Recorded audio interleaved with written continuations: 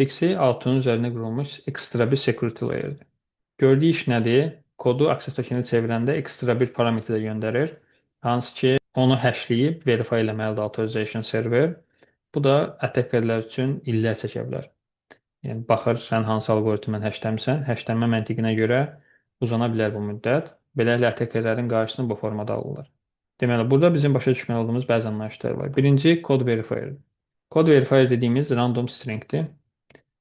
Code challenge dediyimiz bu stringin hashlənmiş variantıdır. Və bir də code challenge metodu var. Bu da həmin hashlənmə metodudur. İki dəfə authorization server request atanda ekstra olaraq iki dənə parametr göndərir. Biri code challenge olur, biri də code challenge metodu. Code challenge həmin o stringin hashlənmiş qiymətidir. Code challenge metod da həmin hashlənmə metodudur. Authorization server bunları yaddaşında saxlayır. Növbət dəfə nə vaxt sən kodu access tokenə çevirmək istəyirsən, o orijinal kod verifier istəyir və həmin kod verifieri hashləyir, əvvəlki qiymətinə müqayisə edir.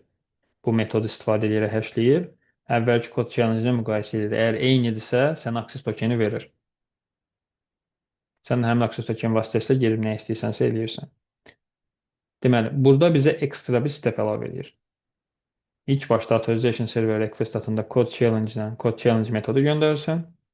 Nə vaxt ki, kodu dəyişmək istəyirsən tokenə, həmin vaxtda da code verifierin orijinal qiymətini göndərirsən. O öz içində onu müqayisə edir. Hər şey okeydirsə, sənə tokeni geriyə qaytarır. Attackerlər üçün sənin orijinal qiymətini tapmaq çox böyük bir vaxt alır. Yəni, beləliklə, sən də bir ekstra security layer tətbiq eləmiş olursan. Biraz öncə gördüyümüz həmin authorization code flow-dur bu.